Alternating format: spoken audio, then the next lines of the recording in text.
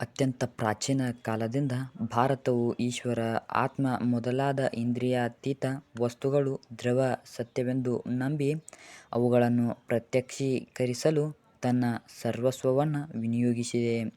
ಈ ರೀತಿಯ ಸಾಕ್ಷಾತ್ಕಾರ ಅಥವಾ ಅನುಭವವೇ ಪ್ರತಿಯೊಬ್ಬ ವ್ಯಕ್ತಿಯ ಹಾಗೂ ರಾಷ್ಟ್ರೀಯ ಧ್ಯೇಯದ ಚರಮಸೀಯೆ ಎಂಬ ಸಿದ್ಧಾಂತವನ್ನು ಮಾಡಿತು. ಇಂದ್ರಿಯಾತೀತ ವಿಷಯಗಳಲ್ಲಿ ಈ ತೆರನಾದ ವಿಷಯ ಅನುರಾಗಕ್ಕೆ ಕಾರಣವೆಂದು ದೈವೀ ಗುಣಗಳಿಂದ ಶೋಭಿಸುವ ಆಧ್ಯಾತ್ಮ ಜ್ಞಾನ ಸಂಪನ್ನರಾದ ಮಹಾಪುರುಷರು ಆಗಾಗ್ಗೆ ಭಾರತದಲ್ಲಿ ಉದಯಿಸುತ್ತಿರುವುದೇ ಕಾರಣ.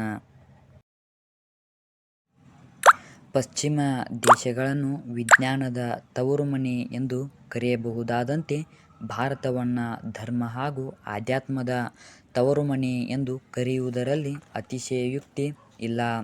ಭಾರತದಲ್ಲಿ ಆಧ್ಯಾತ್ಮಿಕ ಜೀವನದ ಭದ್ರ ಬುನಾದಿಯ ಮೇಲೆ ಪ್ರತ್ಯಕ್ಷ ಧರ್ಮ ಲಾಭ ಅಥವಾ ಸಾಕ್ಷಾತ್ಕಾರವೆಂಬ ಗುರಿಯನ್ನು ಇಟ್ಟುಕೊಂಡು ಸಾಮಾಜಿಕ ರೀತಿ ನಿಯಮಗಳನ್ನು ಸೃಷ್ಟಿಸಿದ್ದರು.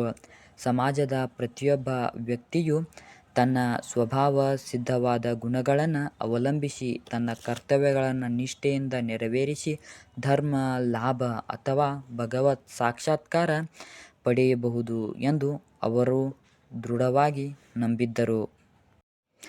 ಈ ಮಹಾನ್ ಆದರ್ಶಗಳು ಕೇವಲ ಪುಸ್ತಕಗಳಲ್ಲಿ ಉಳಿಯದೆ ಕಾರ್ಯರೂಪಕ್ಕೆ ಬಂದ ಉದಾಹರಣೆಗಳು ಇತಿಹಾಸದುದ್ದಕ್ಕೂ ಲಭ್ಯವಾಗಿವೆ.